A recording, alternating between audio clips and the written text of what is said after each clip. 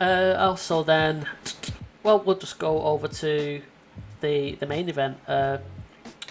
Lopez versus Taylor. You watched this. Unfortunately, I couldn't catch it. Uh, Yeah. I've only seen some highlights on a video. I couldn't get the full fight, unfortunately. So, um, just saw some highlights. Can you give us your thoughts and how it went and shock result possibly? Yeah, it was for the ring and WBO 140-pound world titles. The winner was going to become the lineal champion, or would be considered the lineal champion moving forward. Of course, beat the man to be the man, in a sense. And I know leading into the contest, all of us here sharing on this platform of fight night scores and scoring fights had Josh Taylor eking out a victory over Teofimo Lopez. This was the thought on paper, at least, heading into the contest. I really felt that Josh Taylor was a bit more battle tested and had a lot more in the tool shed in terms of that toughness and grittiness that would see him weather any storm and press Teofimo Lopez. And I wasn't sure of the state of Teofimo Lopez as far as since we last seen him, and essentially post Vasily Lomachenko, post that win, yeah, there have been some ups and downs with Teofimo Lopez without a doubt. So I thought Josh Taylor would have it all together, bounce back from that loss to Jack Catterall, which was controversial as well. But it turned out to be the opposite. It's actually, in my opinion, a dominant performance by Teofimo Lopez. He was able to pull off the victory, and I believe it was a unanimous decision victory, and pick up the titles. And he did so, I thought, in impressive fashion.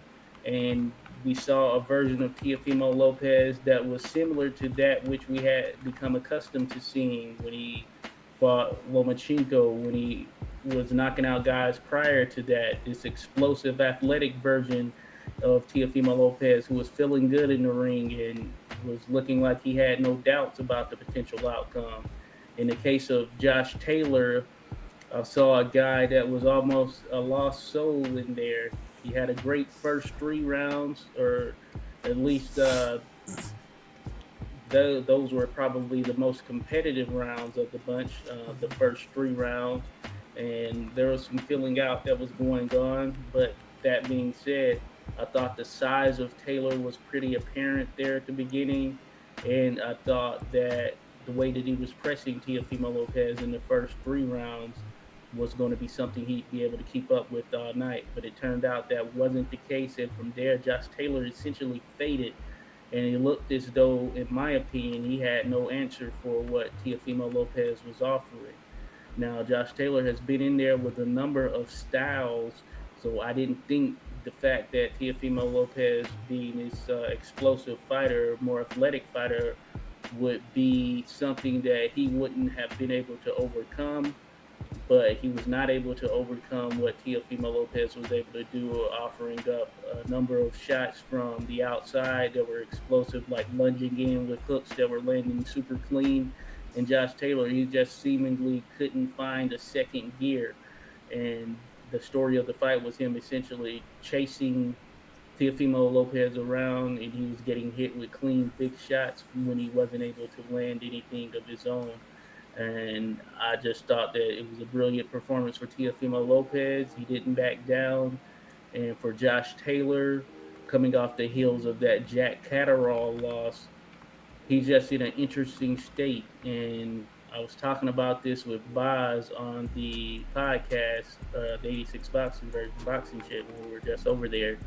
And I feel like Josh Taylor's pretty much in between a rock and a hard place, in the sense that he is at 140. He just lost his first fight, and of course, the lineal title and the WBO title. He had been off for a good while.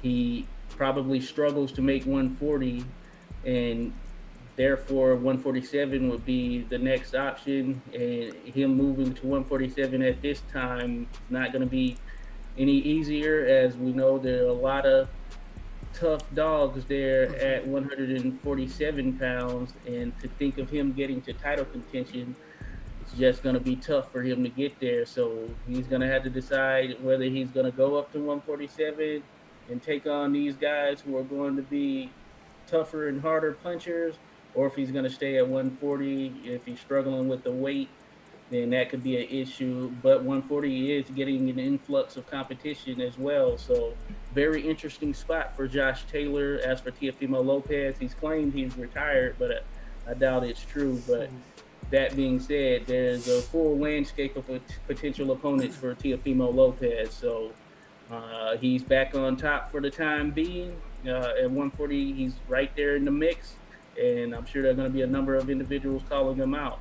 But I thought that he deservedly got the win in the contest. And for that matter, it's a pretty good fight, pretty solid fight. You had a lot of people tuning in and really were looking forward to it.